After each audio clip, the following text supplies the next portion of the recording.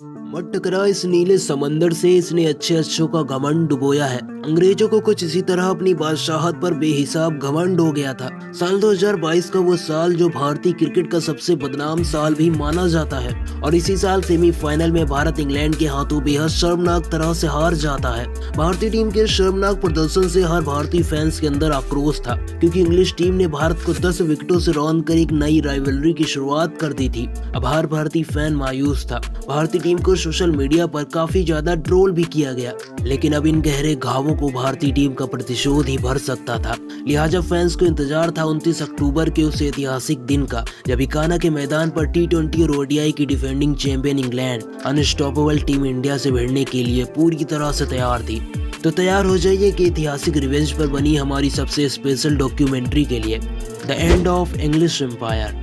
साल 2019 और साल 2022 के आईसीसी वर्ल्ड कप में मिली हार के बाद इंग्लैंड भी टीम इंडिया की ब्लैक लिस्ट में शामिल हो चुकी थी। भारत का विजय रथ अब लखनऊ के इकाना स्टेडियम में आ चुका था। इंग्लिश कप्तान जोस बटलर ने टॉस जीतकर पहले गेंदबाजी चुनी। भारतीय ओपनर रोहित शर्मा और शुभमन गिल भारतीय पारी की शुरुआत करने आते हैं। भारतीय ओपनिंग साझेदारी पनप ही रही थी, लेकिन क्रिस वोक्स ने आकर पूरा खेल ही पलट दिया। 26 रनों के स्कोर पर क्रिस वोक्स ने शुभमन गिल को क्लीन बोल्ड कर दिया और भारतीय टीम का एक अहम विकेट भी गिरा दिया। तीसरे नंबर पर विराट अपनी लाजवाब फॉर्म के साथ मैदान पर बैटिंग करने आते हैं, लेकिन 8 डॉट बॉल खेलने के बाद भी वो अपना खाता नहीं खोल पाते हैं। लिहाजा उन पर प्रेशर बढ़ रहा था, इसलिए वो एक शॉट हवा में खेल देते हैं और बदकिस्मती से बेन स्टोक्स उन्हें कैच आउट कर देते हैं। हालांकि रोहित शर्मा को अभी इस पिच पर ज्यादा दिक्कत नहीं हो रही थी और वो बड़ी हिट्स भी लगा रहे थे, लेकिन बाकी के बल्लेबाज काफी ज्यादा संघर्ष कर रहे थे। श्रेयस अय्यर ने भी भारतीय फैंस को निराश किया और वो भी 4 रन बनाकर आउट हो गए। 12वें ओवर में टीम इंडिया 40 रनों पर अपने 3 विकेट गंवा चुकी थी। इसके बाद कप्तान रोहित शर्मा ने केएल राहुल के साथ मिलकर 91 रनों की साझेदारी करके टीम इंडिया को मैच में वापस ला दिया।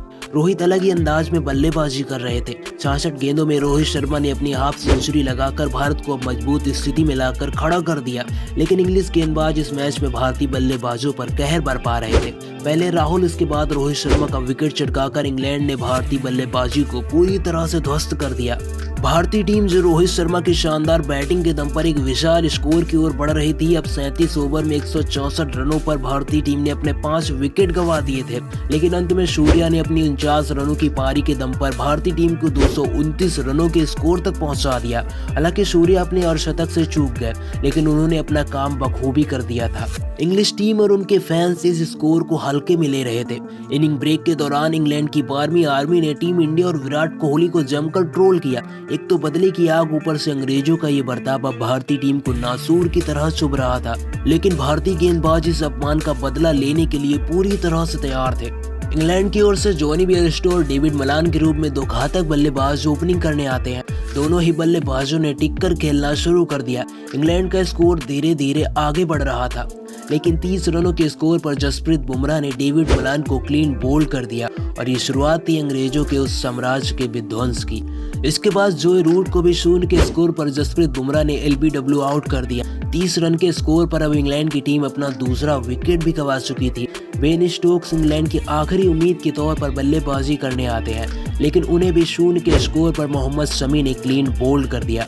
इसके बाद दूसरे छोर पर शानदार बल्लेबाजी कर रहे जॉनी बेयरस्टो को भी शमी ने क्लीन बोल्ड करके इंग्लैंड को इस मैच से पूरी तरह से बाहर कर दिया। इंग्लिश टीम अब 52 रनों पर अपने 5 विकेट गंवा चुकी थी और इसके बाद भारतीय गेंदबाजों ने मिलकर पूरी इंग्लिश टीम को 129 रनों पर ऑल आउट कर दिया।